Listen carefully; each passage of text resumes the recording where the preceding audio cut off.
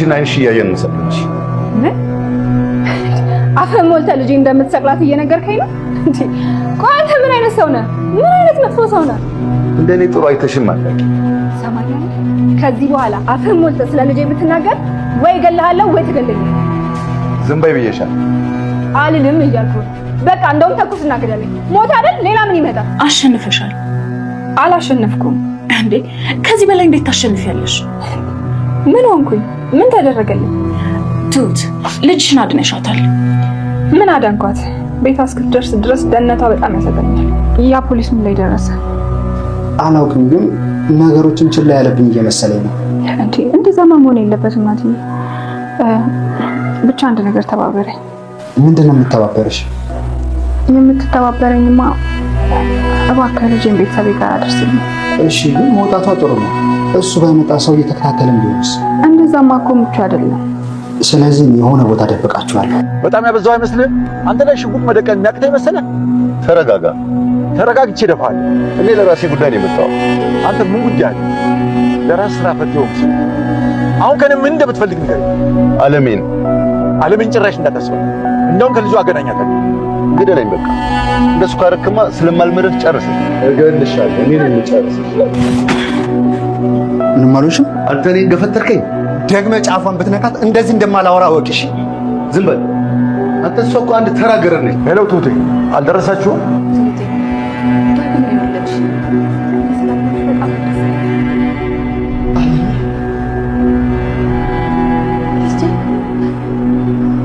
ጀግናው አባባ የካሌብ አባት ድሮም ቢሆን ለነ ተመስገን ያልተንበረከኩት ጀግና፣ እውነትም ጀግና የሚያስብላቸው ከወጣቱ ከካሌብ ይልቅ ራሳቸው ጀግና የነበሩት አባባ አሁንም ከገዙ ጋር ተፋልመው በጉጉት ስትጠብቀው የነበረችዋን ልጇን ለማየት አለሜን ከልጇ ጋር አገናኟት።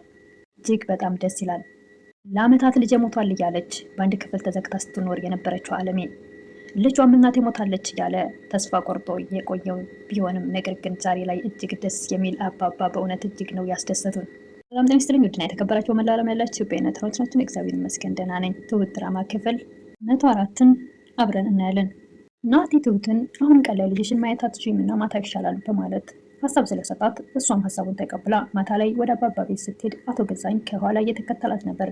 ሁላችንም እዛ ደርሶ ህፃኗም ላይ አለሜም ላይ አባባም ቢሆን ችግር ሊያደርስ ይችላል ብለን ፈርተን ነበር። ነገር ግን ትሁቴ ያላየች መስላ አቶ ገዙን አይተዋለች። የሆነ ሱቅ ላይ ነበር ሄዳ የቆመችው። ከዛም ተመልሳ ለስራዋ ነበር ሄደችው። አለሜም ለአባባ እኔ ግን የዚህ ነገር መጨረሻውን አፈቀኝ ትል ነበረ። አይዞሽ ሁሉ ነገር በቅርብ ቀን ያልቃል ይሏት ነበር። አባባ አለሜን በፊት እንደዚህ ትፈሪ ነበር እንዴ ሲሏት፣ አይ እኔ አልፈራም ነበረ፣ ጀግና ደፋሪ ሴት ወንድ ነበርኩኝ፣ ገጥሞች ነው እንደዚህ ሆንሽ ይሏት ነበር አባባ። አለሜም እዛ ቤት ያሳለፍኩት ነገር ይህ ነው ተብሎ ለመግለጽ ቃላት ሊገልጸው አይችልም፣ በጣም ከባድ ነገር ነው ትል ነበረ። አባም ይቻለም እንደዚህ ናት እኮ ጥቂት ጥሩ ሰዎች ሊኖሩ ይችላሉ፣ በጣም ብዙዎች ደግሞ ለወዳቸው ያደሩ። ያሳለፍሽውን ማንም ሊያሳልፈው አይችልም፣ አንቺ ቻልሽውን ማንም አይችለውም እኮ ጨርሶኛል፣ ምንም አቅም የለኝም ትል ነበር አለሜ። አባባም የምትበረችበት አንድ ምክንያት አለሽ፣ እሱም ልጅሽ ነው። አካውን ይቅሽ በለኝና አንድ ጊዜ ልጅ ልየው፣ ልጅ ካገኘሁት ከዛ በኋላ ሂጂ ራሴ ገዜ ጋር ሄዳለሁ። ይህን እኮ አባቱ በውሸት እናቱ ሞታለች ብሎት ልቡ ተሰብሯል። ስለዚህ ለአንዴ ብቻ ነው እንደ ልታቅፉ የምትፈልጊው ይሉ ነበር አባባ። ገዙም ወደ ቤት ተመልሰው ወይኔ ገዛኝ እንደዚህ ትጫወትብኝ ይሉ ነበረ። ገዜ ተረጋግታ አስብ ትል ነበረ ቤቲ። ግን ምን ነሽ ለምንስ ነው እዚህ የተቀመጥሽው ይሏት ነበር ቤቴን። ምን ማለት ነው እኮ እኔ ላንቺ ብዙ ነገር እያደረግኩኝ ህፃኗን ሲወስዷት እንዴት አትጠብቂም ነበር? ማችለውን ነገር ለምን ጀመርክ ትል ነበረ ቤቲ። እነሱን በአንድ ጥይት መግደል የሚያቅተኝ ይመስልሻል? ጥይቱም ልብ ይፈልጋል ትለው ነበር ቤቲ። ገዙም በጣም ተናደው እንግዲያውስ አሁን ወደ አስገባውልሽ ገንዘብ ወደ እኔ አካውንት አሁን ነው ታስገቢያለሽ፣ ይህን ቃል አልደግመውም በማለት አቶ ገዙ ተነስተው ጥለው ይወጣሉ። ትሁት ወዳለችበት ሄዶ ከዚህ በኋላ አንቺ ቀንደኛ ጥላቴ ነሽ፣ ልጅሽን አይንሽ እያየ ነው የምሰቅልሽ ይላት ነበረ። አፍቅን ሞልተህ ደግሞ ልጅሽን እሰቅላታለሁ ትላለህ? ምን አይነት ክፉ ሰው ብትሆን ነው? ከዚህ በኋላ ግን ስለ ልጅ አፍቅን ሞልተህ ብትናገር ወይ እገልሃለሁ ወይ ትገለኛለህ ትል ነበረ ትሁቴ እጅግ በጣም ተበሳጭታ። ገዙ ዝም በይ በማለት ያፈጣሉ ወደ ትሁት። በፍጹም ዝም አልልም፣ ምን ታመጣለህ? ሞት አይደል በቃ ተኩሰህ ግደለኝ ትል ነበረ ትሁት። ገዙም የፈረደባት ትሁቴ አንጠልጥለው አለም የታፈናበት የከረመችው ክፍል ወስደው በር ቆልፎባት ይሄዳሉ። ገዙ ሲወጡ ቤቲ ትሁት እያለች ስትወጣ ትሁት እዛ ክፍል የፈረደበት ክፍል ታፈናለች። ስትጠራት ቤቲ ዜናኝ ትል ነበረ ትሁት። ቤቲም ቁልፍ ፍለጋ ነበር የሮጠችው። ቤቲ አሁን እጅግ በጣም እየተባበረቻቸው እያገዘቻቸው ነው። መጀመሪያ ለዓለሜ ከዛ ቤት ማምለጥ አንደኛ እሷ ናት ስራውን የሰራችው። በሁለተኛም ናቲ እባክሽን አግዢኝ ሲላት ህፃኗን ይዞ እንዲወጣ አድርጋለች። አሁንም ቢሆን ትሁትን ያን በር ከፍታ ለማስወጣት በፍጥነት ነበር ቁልፍ ፍለጋ ሄደችው። አሁን ቤቲ ከአቶ ገዙ ጎን አይደለችም፣ ከቤቲና ከትሁትና ከናቲ ጎን ነው የቆመችው። እንኳ በፊት ዓለሜን ብዙ ስቃይ ብታሰቃያት፣ ነገር ግን አሁን ብዙ መስዋዕት እየከፈለች ነው። መጀመሪያም አቶ ገዛኸኝን ለባልነት ፈልጋቸው ሳይሆን ገንዘብ ፈልጋ ነው። ህይወቷ ብዙ ውጣ ውረድና ብዙ ችግር ስቃይ ስላሳለፈች እሷ ያየችው ለጊዜው ገንዘብ ማግኘቷን እንጂ የዓለሜን መሰቃየት አልነበረም።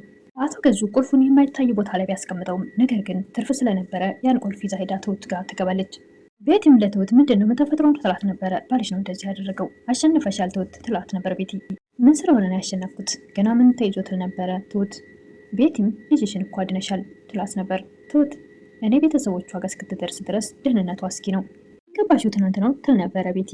ዓለሜን እዚህ ነበር አይደለ ስታሰቃዩት የነበረው ነበር የትሁት መልስ። መችሽ ትል ነበረ ቤቲ። አንዳንዴ እኮ ሰዎች ያለፉበትን ስቃይ ስታዩ ትንሽ ስትቀምሺው ነው ያን ነገር ሊረዱ የሚችሉት ትል ነበረ ትሁት። ጭራሽ አላየውም ለምን አየዋለሁ? መከራ ስቃይ እንዳለው የማላቅ ይመስልሻል? እሱን ተይና አንድ ነገር አማክሪኝ ትል ነበረ ቤቲ። ብሩን ወደ አካውንት ያስገብ እያለኝ ነው፣ ምን ማድረግ አለብኝ ትል ነበረ ቤቲ። ቤቲ አሁን ጨንቋታል። ትሁት እንድታማክራት ፈልጋለች። ትሁት መልስም ድሮስ ታዲያ ያንቺ ሆኖ የሚቀር መስሎች ነበር እንዴ? እባክሽ ትሁት በሀሳብም ቢሆን እርጅኝ፣ እኔ እኮ ረድቼሻለሁ ትል ነበረ ቤቲ። እውነት ነው። በነገራችን ላይ ቤቲ እጅግ በጣም ነው የተባበረቻቸው። ምንም እንኳን መልካም ስራ ባይኖራትም ነገር ግን አሁን ላይ እያገዘቻቸው ነው እና አሁን ያለፈችበትን ህይወት ተረድተው እነሱም ቢያግዟት ከጎኗ ቢሆኑላት ጥሩ ነው ላለሁ። ሰው አትተባበር ኖሮ ዓለሜም ከዛ ቤት ማምለጥ አትችልም ነበር። ናቲም ህፃኗን ሊዟት ሊወጣ በፍጹም አይችልም ነበር።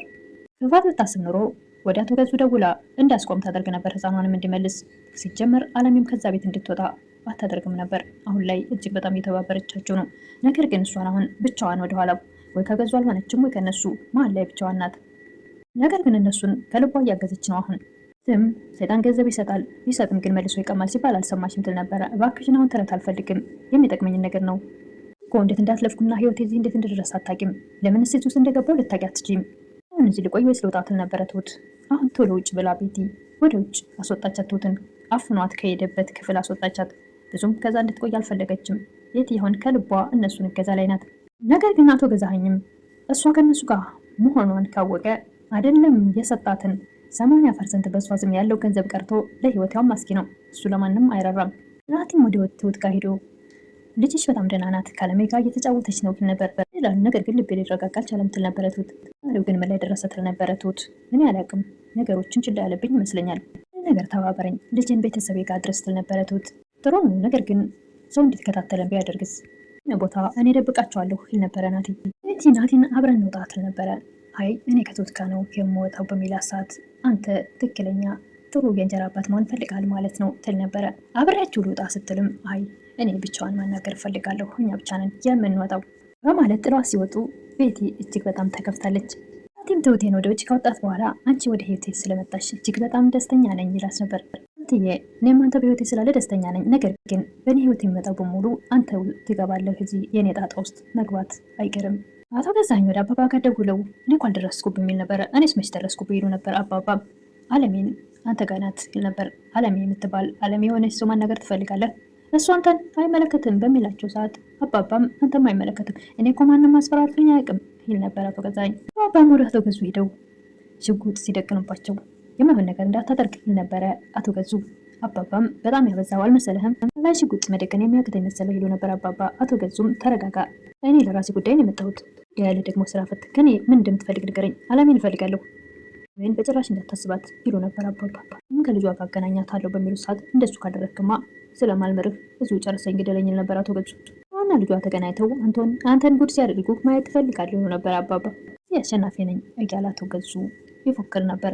አባባም ትክክለኛ አሸናፊ መሆን የሚታወቀው እኔን ስታሸንፍ ነው እያሉ አባባ ጀግናው አሸንፈዋል። እሳቸው በአሸናፊነት አጠናቀዋል። ናቲም ለትሁት መካንና ዓለሜ አንድ ላይ መሆናቸው ደስ ብሎኛል ይል ነበር። አዎ ደስ ይላል፣ ነገር ግን እኔ እናንተ ትል ነበር ትሁት። እኔ የመካን አባት መሆን አልችልም ይል ነበረ ናቲ። መሆን ትችላለህ የልጅ አባት ትለው ነበር ትሁት። አዎ ደስተኛ ነኝ።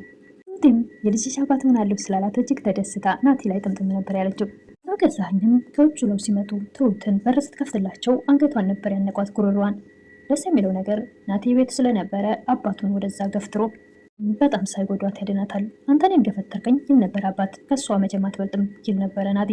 ደግመህ ጫፏን ብትነካት እንደዚህ እንደማላወራ ወቅ እዛኝም አንተ እሷ እኮ ተራ የቤት ሰራተኛ ናት ይል ነበር። ደካውን በል ደግመህ ግን ጫፏን እንድትነካት አልፈልግም። ብዙ ነገር ናት። እሺ ለነገሩ እንዳንተ ያደፈ ልብ ስለሌላት አትግባቡም ይል ነበረ ናቲ። ብዙ ነገር እንድናገር አታርገኝ ስንት ሴት እያለ ይል ነበረ አቶ ገዙ። እባክህ ብዙ ነገር ክፉ አታናግረኝ። እኔንም ደግሞ እንዳንተ ከቡና ቤት ላንጣ እንዴት አደ ቲም ትሁቴን ከባባጅ ነቅጥቆ ነይ እንውጣ ብሎ ጥሎ ይዟት ይወጣል ወደ ውጭ። አቶ ገዙም ወዲያው ተከትሏቸው ወጥቷል። እነሱም ሄደው አባባ ጋር ተገናኝተው ቁጭ ብለው እያወሩ እየተጫወቱ ነበር። ደህና ናት አለሜ ደህና ናት ትል ነበረ ትሁት። አባባማ አዎ ደህና ናቸው፣ ግን እኮ ገዙ ያን ቤት ያውቀዋል ትል ነበረ ትሁት። ከዛ ቤት አስወጥቻቸዋለሁ ሌላ ቦታ ናቸው። የት ናቸው ትል ነበረ ትሁት። በፍጹም እሱን አሁን አልነግርሽም ይሉ ነበር አባባ።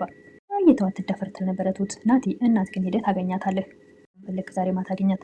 ቲም አባዬ ችግር የሚፈጠር ከሆነ ምንም ብትናፍቀኝ ትንሽ ይቆይ ግድ የለም ይል ነበረ ናቲ። በፍጹም እናት ግን አገኝና የፈለገ ነገር ይፈጠር አባት እኮ ዘፈነብኝ። እናት ላገኝ ነው ይል ነበረ ናቲ በደስታ። አዎ እናት ግን አገኛት። ትሁትም እንደዛ ከሆነማ እኔም ከልጄ ጋር ጊዜ ላሳልፍ ልጅሽን ይሉ ነበር አባባ። እንግዲህ አንድ ጊዜ አስወጥተኛል፣ ንዴቱ ሲበርድለት ተመልሼ እሄዳለሁ። አንተም እናት ከነይ እኔም ልጄ ጋር ትንሽ ጊዜ ላሳልፍ ትል ነበረ ትሁት ለናቲ። አባባም እንዳሉት ሌላ አዲስ ቤት ገብተዋልና አለሜም ቤቱ በጣም ያምራል ትል ነበረ። እናንተን እኮ ከስጋት ለመጠበቅ ነው፣ ዋናው ነገር ይሄ ነው ይሏት ነበር። ታን እንዴት ብዬ እንደመልስ አላውቅም ትል ነበር አለሜ። ለመመለስ ከፈለግሽ መመለሻ ታጭም ይሏት ነበር። በስተርጅና አስታሽቆር በመኝ ትል ነበረ አለሜ። እውነት ለመናገር አባባ ያስቃሉ እንደዛ ሲሉ። አላረጀንም እኮ ይሏት ነበር። ሞራል ይሰጧት ነበር ላለሜ። ይህም ወደ አባባ ቤት አለሜን ስታያት እጅግ በጣም ተቀይረሻል፣ እጅግ በጣም ደስ ይላል፣ አባዬ በጣም አመሰግናለሁ ይህን ሁሉ ስላደረግክ ትል ነበረ ትሁት። ይህ ደግሞ ነው የወለድሽኝ እያለች አለሜ ትሁትን ታመሰግን ነበር። እስክድርሽ ቸኩያለሁ፣ አባዬ ልጄን ይዤ መውጣት ፈልጋለሁ ትል ነበረ። እዚህ አትጫወቱም እንዴ ተኝታለች እኮ ይሉ ነበር አባባ። የትም ተኝታ መተኛት አልቻለችም። ጉሮሮዋን ያነቀ የመሰለ ያስጨንቃት ነበር። የገዛኸኝን ክፋት ታውቃለችና አእምሮዋ ተቀርጾ ሊያስተኛት አልቻለም ነበር።